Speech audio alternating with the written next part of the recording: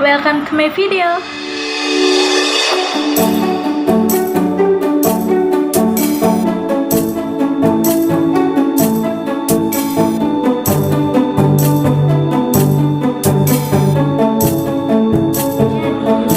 video pertama di tahun 2021. Sempat sebulan lebih kan, bingung mau bikin video apa gitu.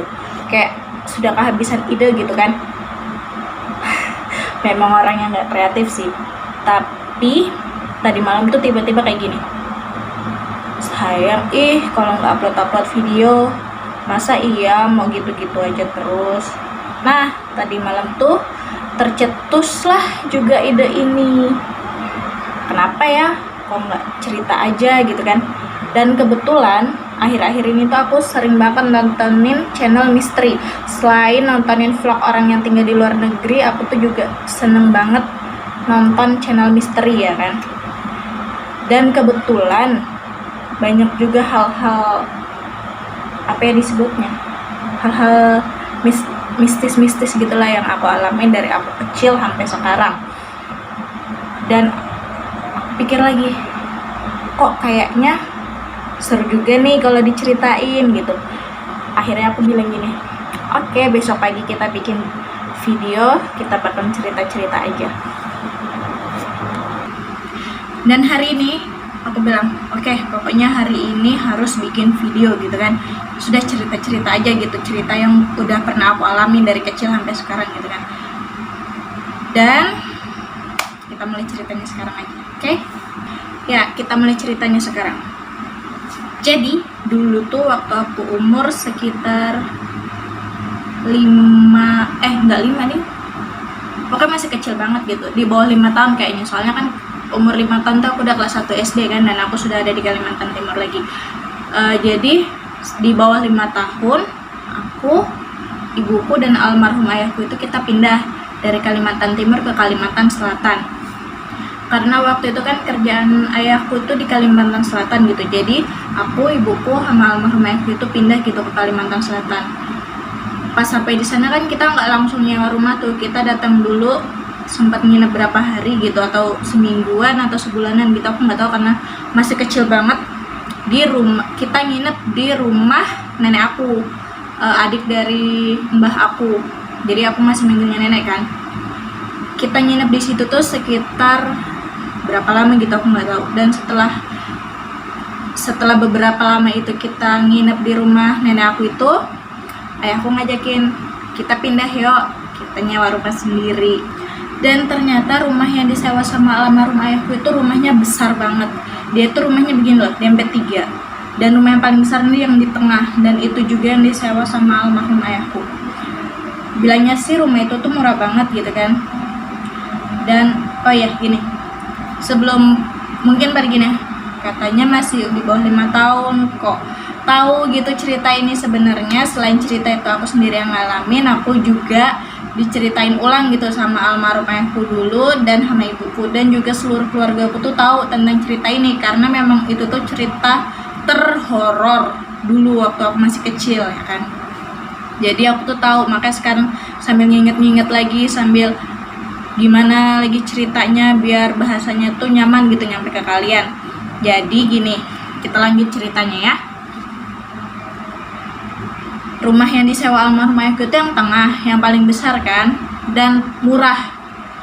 Orang-orang situ tuh banyak gini bilang, kok mau sih tinggal di situ, kok mau sih tinggal di situ. Dan yang nanya itu tuh banyak banget, bukan cuma 1 atau 2 orang. Katanya setiap ibuku beli sayur atau ibuku ke warung gitu pasti ditanya, kok mau sih tinggal di situ. Nah, ibuku bilang, kenapa enggak, kan di situ rumahnya besar, ada perabotnya, sama murah juga. Kita itu belum ada kejadian janggal waktu itu, belum ada kejadian mistis lah yang kita yang kita rasakan. Jadi waktu itu tuh kita belum ngerasain apapun gitu kan, kita belum ngerasain hal mistis, kita belum ngelihat apapun sesuatu yang janggal di rumah itu. Cuman ayah sama ibuku tuh bingungnya kayak gini, kenapa sih orang-orang kok pada nanya, kok mau tinggal di situ, kok betah tinggal di situ. Terus ayahku cuma mikir gini, kenapa sih kok pada nanya kayak gitu, rumah ini lo besar, murah, terus ada perabotannya juga, kenapa enggak, tuh kita juga pendatang kan, otomatis cari yang murah untuk kita tinggal gitu, karena kan di sana aku juga baru mulai kerja di sana, jadi kita kan paling nggak ya irit gitu ya kan. Terus pas mau nyewa rumah, ketemulah rumah itu udah besar, ada perabotnya murah, kenapa enggak, jadi ya sudah toh kita tinggal di situ aja.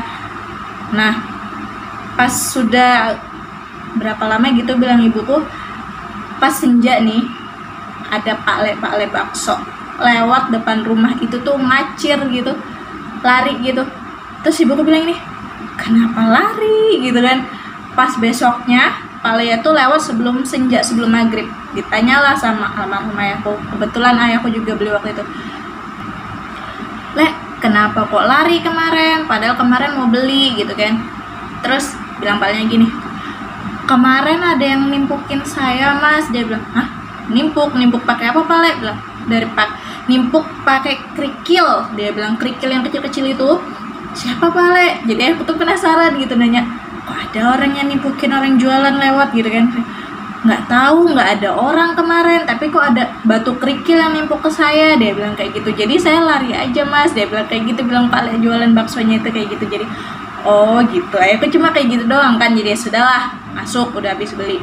Besoknya tuh ada lagi, nggak tahu tukang jualan apa, dan lari juga pas maghrib lewat situ. Terus ibuku bingung kayak gini, kenapa sih kok setiap maghrib orang-orang kalau lewat sini kok pasti lari. Terus setiap maghrib di sini juga jarang ada orang lewat gitu kan, kecuali orang yang nggak tahu, kayak orang yang jualan-jualan itu kan mereka nggak tahu di daerah situ tuh kalau maghrib ada apa, kenapa gitu kan, mereka nggak tahu kan.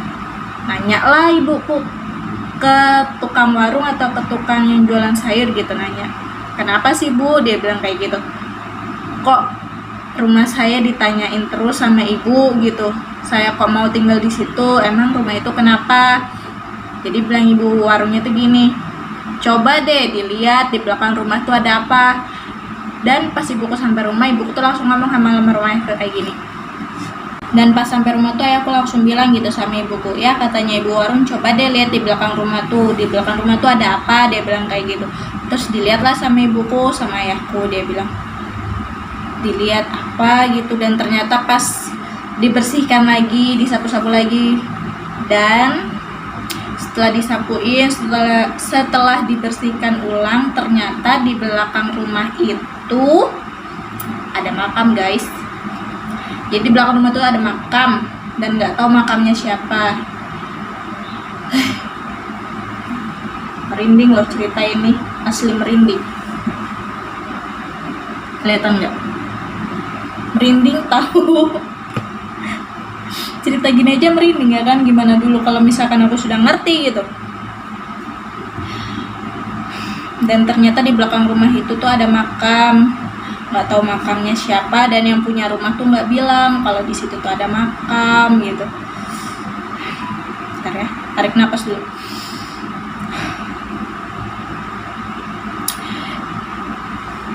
Terus saya bilang gini, oke, nggak apa-apa, itu toh makam gitu. Banyak juga orang yang tinggal dekat pemakaman gitu kan, banyak, dan mereka tuh nggak apa-apa gitu. Jadi ya kayak ayahku sama ibuku tuh ya cuek-cuek aja gitu, nggak apa-apa, itu tuh cuma makam, bilang kayak gitu.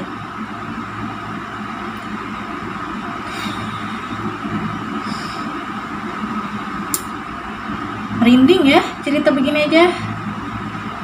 Bentar ya.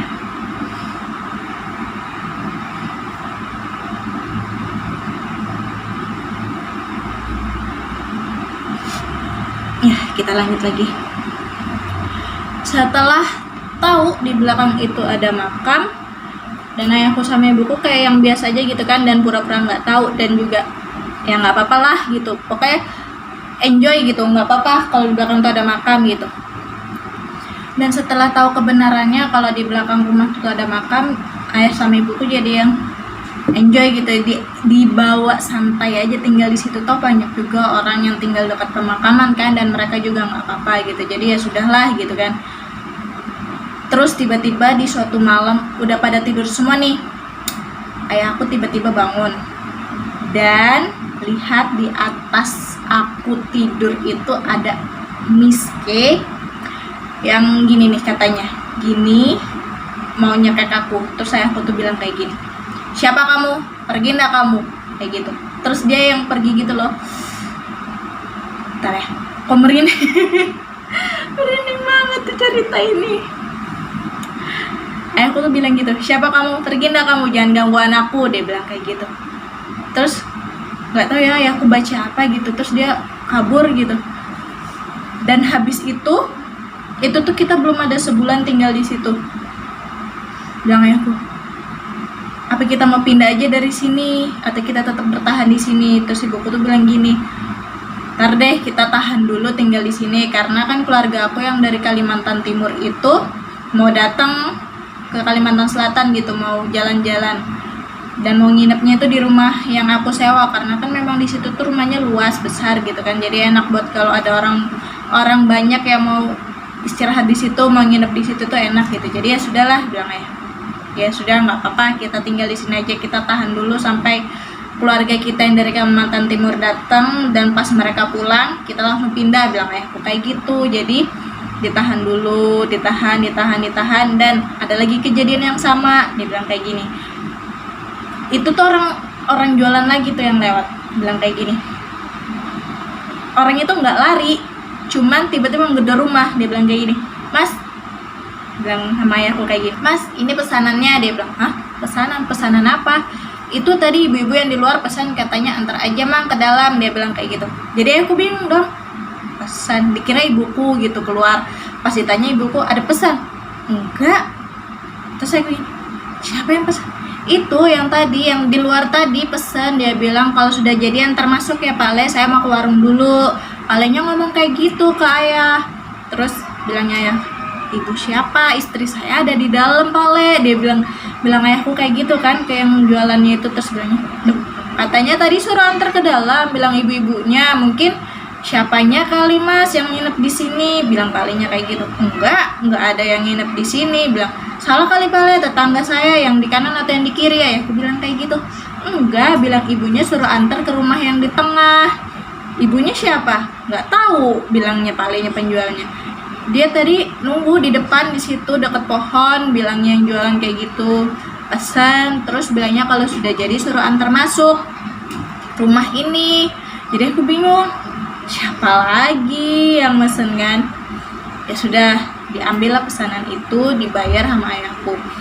Terus beberapa hari kemudian keluarga aku datang yang dari Kalimantan Timur datang ke Kalimantan Selatan dan nginep di situ juga.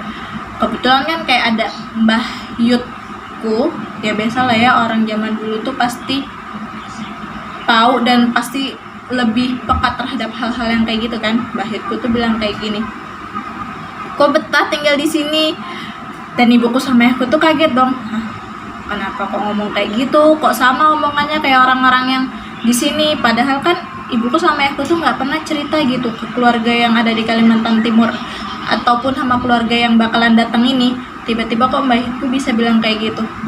Terus ayahku nanya lah, emang kenapa? Enggak, mbak ayahku tuh senyum-senyum aja kayak gitu. Enggak, dia bilang kayak gitu. Terus gak lama kemudian pas ayahku sholat ke masjid, adalah kayak ustadz atau mungkin imam masjid itu kali ngomong kayak gini, mas, sampean kok betah tinggal di situ? Ustadznya tuh nanya juga ke ayah kayak gitu. Jadi bilang ayahku, pak ustadz nanya juga, bilang ayah kayak gitu kan. Iya, saya cuma nanya kok sampean betah tinggal di rumah itu. Di rumah itu loh paling yang tinggal cuman paling lama seminggu, bilang bapaknya itu kayak gitu. Sedangkan sampean saya kira hampir sebulan atau sebulan lebih sudah tinggal di situ. Jadi aku bilang kayak gini, sebenarnya saya juga mau pindah, tapi karena masih ada keluarga yang datang, jadi kita tahan dulu. Jadi pas tadi juga nanya gini, sampai sudah ketemu mas? Jadi saya, hah, ketemu siapa pak? Bilang gitu. Itu yang di situ. Saya cuma pernah ketemu sama yang mau nyekek anak saya. Dia bilang, hah, mau nyekek?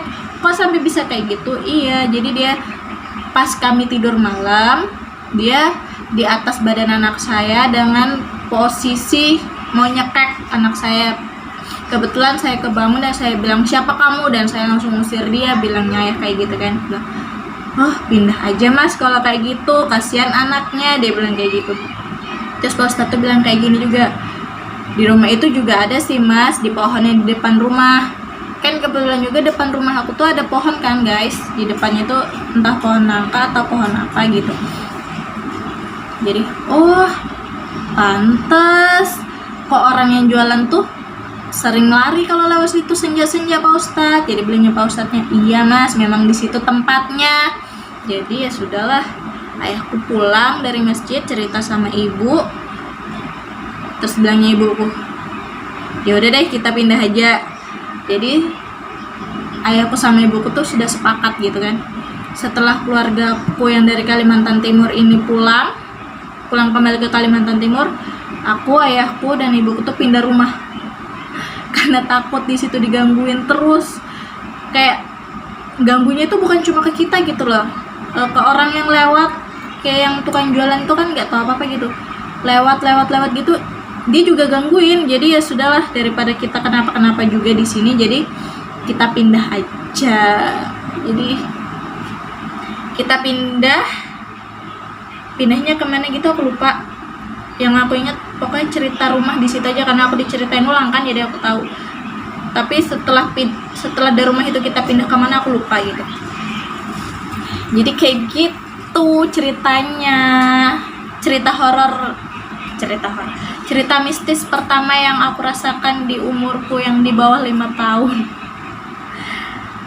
Kenapa ya cerita ini tuh kok kayak merinding, kayak rasanya enak gitu.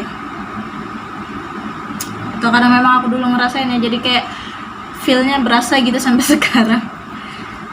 Tapi nggak apa-apa, yang penting aku sudah bisa cerita. Dan maaf kalau misalkan kata-katanya kurang masuk ke kalian, kurang kayak apa sih yang ngomongnya kok cepet banget sih, gak jelas sih ngomongnya kayak gitu, maaf ya. Karena kan memang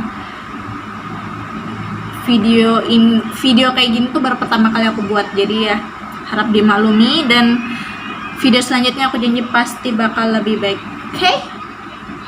Oh ya, jangan lupa untuk kalian subscribe, komen, dan like. Sampai ketemu di video selanjutnya. Bye.